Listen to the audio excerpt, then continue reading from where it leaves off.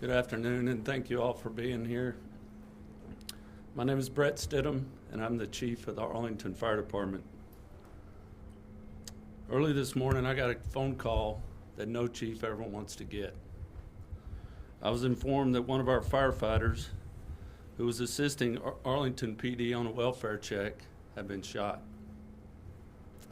That firefighter's name is Brady Weaver.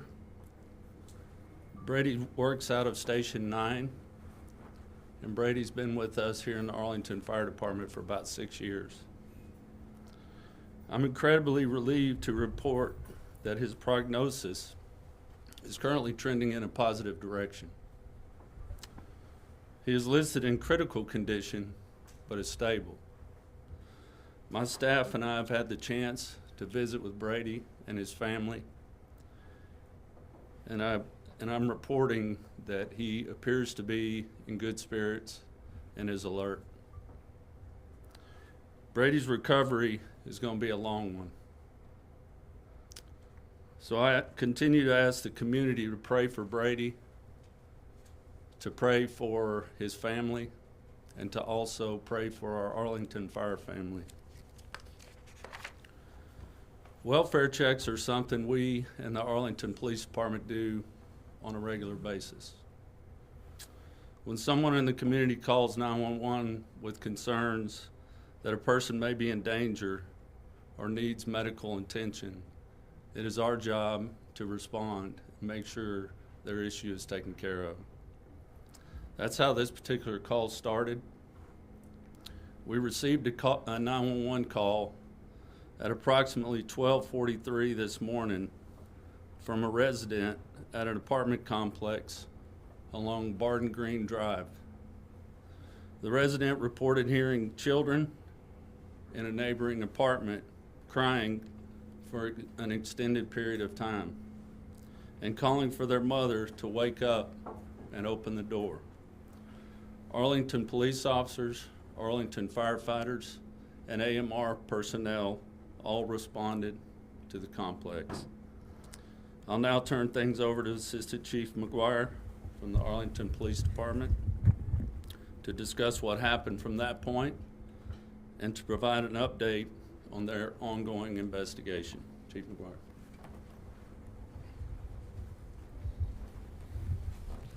Good afternoon. Thank you for being here. My name is Assistant Police Chief Tarrick, T-A-R-R-I-C-K, last name McGuire, M-C-G-U-I-R-E. First of all, I want to express our heartfelt sympathy and empathy to the fire department.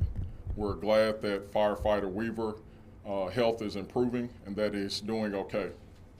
Before I make any comments, I also want to let you all know that this is an ongoing investigation. My goal in providing you information today is to give you updated facts that our detectives have come up with at this particular point in time. And if there is a need later, we will provide additional details to the media. You heard Chief Stidham talk about the 911 call. Based on the information that officers had at the present time when they responded to the call, they believed that no weapon was present. When our officers got to the apartment, they began knocking on the door, ringing the doorbell on a small surveillance camera that was hanging on the door and announcing themselves as police. No one answered the door, but they could hear children's voices from the inside of the apartment continuing to call for their mother to wake up. The officers continued to knock at the door and ring the doorbell for approximately 5 more minutes. They announced themselves as police 17 times, trying to communicate that they were there to try to make sure everyone was okay. Concerned that there was someone inside who was injured, unresponsive, or in need of medical attention, the first responders made the decision to force entry into the apartment. Arlington Fire personnel are equipped with tools that can be used to breach doors, so they began to work on the door to get inside the apartment. While they were doing that, officers continued to announce themselves to try to identify if someone was inside to give them assistance. A short time later, a single gunshot was fired, striking firefighter Weaver.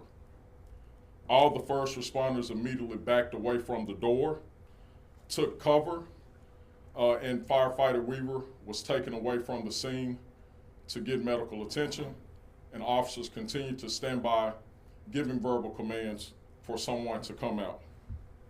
I think it's important to note that because EMS was on scene, and they quickly were able to get to an ambulance to get the firefighter away from the scene so he could seek immediate medical attention.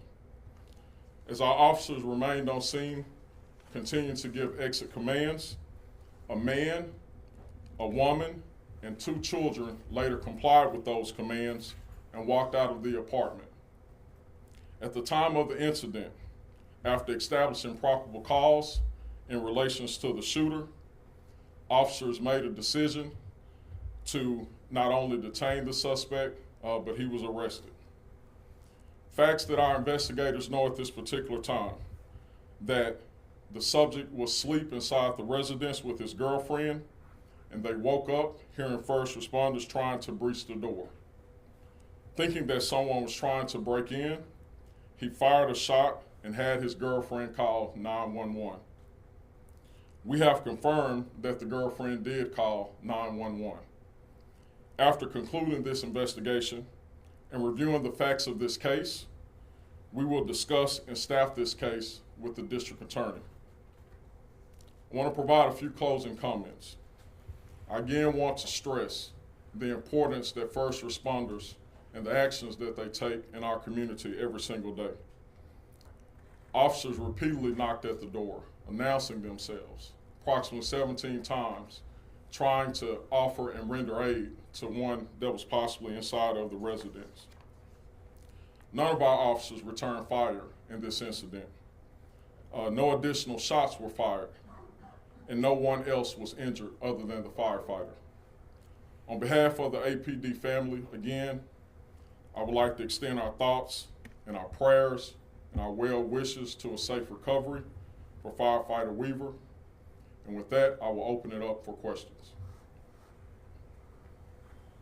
So you said you detained the man inside. Has he actually been arrested, or again, that's going to be in the hands of the DA?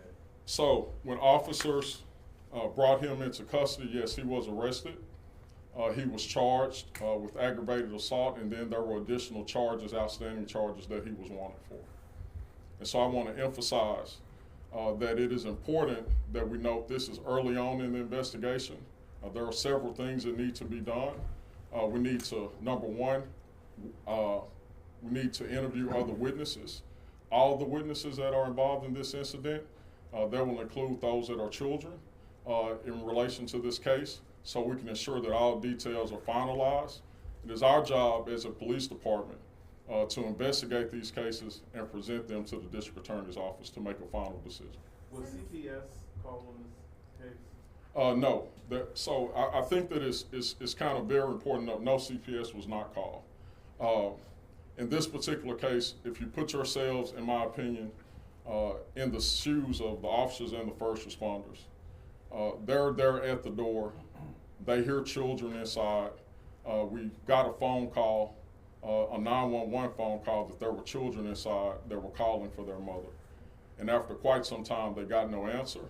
And they wanted to ensure that those children were okay, let alone that their mother was okay. Assistant Chief, can you talk about how, according to the 911 call, how long the caller insists these children have been crying, and how that weighs with there not being any response to these crying children? Sure. So I think it's also important to note that we received a call, as you stated, from someone that had concerns about these children calling for their mother. I don't have the exact time, how long that the caller was hearing those comments or hearing the children, but what I can say is that we immediately responded, and when we got on scene, we began to assess the situation, listen to the situation, and I want to point out this situation is a little bit different than all of a lot of other calls that we have, right? And what I mean by that is normally when officers respond to these type of calls where they immediately force entry. There are circumstances that would lead us to believe that maybe there's an ongoing assault inside the residence, maybe there were previous gunshots inside the residence, but all the officers had to note, and the first responders at a particular time of this call, is that we heard children inside calling for their mother. What are the approximate ages of those children? I can tell you that they're juveniles. I don't want to go directly into their actual age. When it comes to the status of how the firefighter is doing, you mentioned you went and spoke with him, or was with the family. Is he able to speak? Yes, he is. Like I said, he's alert, he's speaking, he's actually eating, so those are good things. But like I said before, it's gonna be a long recovery for Brady. And so we just ask everybody for their continued prayers and thoughts, you know, not only for him, but our family, fire family, because it takes a toll on all of us as first responders. You know, if something happens to PD or fire, we care so much for each other, we work so closely together. It's you know, we are a family. You And so mentioned he's been working for 6 years here with the city. How would you describe him? Brady's an awesome firefighter, my understanding. He is, he's funny, he's a character, I can tell you that. He was a character this morning when I was visiting with him. And I love that about him. You know, it brings a lot of, it brings something to the fire service, or to Arlington Fire Department in particular, that we need. We have to have that spunkiness about us, and a little bit of that character goes a long way in our department. You know, because it is a serious job, and each and every time we go out on a call, we don't know what to expect, and we may not come home for those calls. Is there Chief, any we know this is a different situation, but there are fire chiefs across the country, because they are accompanying police in situations, they've decided to provide bulletproof vests to their firefighters. Does this lend to that conversation for you at all? You know, this is considered a welfare check, right? So a lot of times we go out on welfare checks. Sometimes we don't find anything on welfare checks. Sometimes we run into situations. We have specific calls, active shooter type calls, where we have requirements for those vests. But other times it's officer discretion. It's at their discretion. Like Chief McGuire said, you know, they didn't feel like they were in any danger on this situation, and so they didn't choose to wear the vest. There's nothing against that, in my opinion. Everybody who was on scene did a fantastic job. They took a long time, like Chief said, assessing the situation before choosing to enter the premises. And you know, we do have other calls where we stage with PD, you know, domestic calls, shootings, stabbings, things like that. We actually stage and wait on PD to respond and make sure the scene is clear. But a lot of times we go on these welfare checks, sometimes by ourselves, sometimes with PD, a lot of times with EMS. So just different types of calls. We've got to make different decisions. Chief, to get a little bit more specific on that, we expect as civilians that you firefighters are trained and prepared to go into burning buildings. How is your training different now that you know you might have to confront bullets in this work? You know, our training doesn't change. We try to prepare for every single thing that we could run into every single day. You know, as the world changes, we try to evolve with our training. But you know, typically in these situations, you know, again, I don't feel like they made any decision that I wouldn't have made, or that I haven't made in my career. I've been doing this job 30 years, and I've made a lot of decisions myself, and everybody on scene did a great job of assessing the situation and making a good decision. And it's just a terrible outcome for us. This may be for Chief McGuire. If you would, after the moment of entry, can you say how much time there was between personnel entering then the single gunshot, being fired? And did any of the personnel make eye contact with anyone while inside it? Yeah, so I just want to just kind of reiterate some points I made earlier. After the shot was fired, officers retreated, and they also retreated with emergency personnel, right, to get the injured firefighter away from the scene. And so they maintained their distance. They followed their training. They gave out tactical verbal commands for persons to exit the apartment. The door opened, and then persons began to come out as we would call people out and make those decisions to detain them or take them into custody. So the shooter fired through the door? Yes. The door of the residence? Yes, so the shooter was inside of the residence with the door closed and fired a weapon with the door closed. The bullet went through the door and hit the firefighter. So they never made it inside? No. Okay.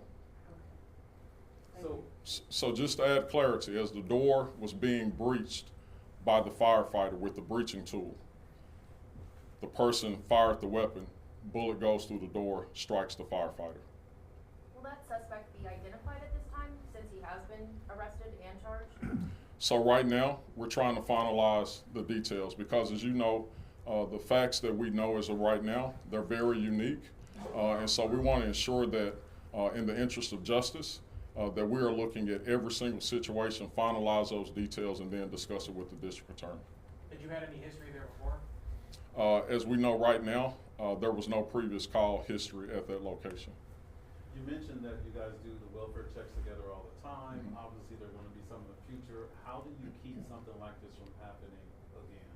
Well, I think the most important thing is after each critical incident, something such as this, we will go back and we will do what we call an after-action report. And during that after-action report, we look at everything that happened from the time that the call was dispatched, right, all the way to the ending action. And we will look at what recommendations, what changes should or should we not make as relates to this particular type of call. Can you tell us in total how many officers and then how many firefighters were there at the scene at that time? So it evolved. I think on the initial response, there were 2 officers present, and then the 2 firefighters and 2 AMR persons. And so again, they took a while to assess what was going on, and additional support ultimately came to the location. Can a suspect lawfully carry a gun? Does he have a criminal history where he can? I don't think that there's any issues with the suspect's background that we care to discuss at this time, but again, it's still ongoing. Any explanation as to why a parent would not hear her children crying for such a length of time that the neighbors would call police would have time to get there, and then you'd spend 5 minutes banging at the door? What was going on with that mother? Ma'am, I can't speak to her mindset at that particular time, and it is concerning. You know, I don't know if she was asleep or if she was oversleeping. I can't speak to that, but that's why we're trying to finalize this information. We want to hear from everyone that was inside of that residence, and so that's why I say that it's still ongoing, and we're trying to verify that. She didn't need any medical attention at scene? No. Can you share if the investigation included obtaining a search warrant for the apartment, and if so, what was found in the apartment, if anything? So earlier today, I don't have that information, but yes, earlier today we were working on a search warrant. It is normal procedure and protocol for us to get a search warrant signed by a judge and search the apartment to look for a firearm or any other type of evidence that may lend credibility to a criminal offense. So you haven't had an opportunity to search for drugs? I'm not sure about that time. We were working on a search warrant earlier today. At some point in time, if it hasn't happened already, the search warrant will be executed. And Chief, can you tell us a little bit more about Weaver? How long has he been on the department? Is he a first firefighter in his family? Give us a little bit more about Weaver. Whether he's the first firefighter in his family, I don't know, but I can tell you that Brady has been here in the Arlington Fire Department for 6 years. He's currently, his rank is a firefighter rank, and so at times he was actually assigned to the squad. So our squads are 2-person units that answer medical calls along with our AMR partners, and so that's why there was 2 people from Arlington Fire on this call. Chief McGuire, you have a resident inside their residence, and they have told you they feel like their home was being burglarized, or someone was breaking in. That's gotta be tough to investigate. It's very difficult to investigate. Like I said, this is a very unique circumstance, but it is our job as police officers, public safety officials, as investigators to ensure all the facts are credible as we know them. And that is why it's important that we take those actions, filing the search warrant, ensuring that we recover any type of property or anything that is associated with the crime or the circumstances of the incident, and then follow that normal protocol and discuss what those outcomes are with the district attorney and file that case with them. One more question. Was I'm trying to think one. Were they cooperative once they came out? Can you talk about that? Yes, they came out, they surrendered to us without incident. There were no other issues that we are available to speak on at this time, so there were no further incidents. Thank you all for coming.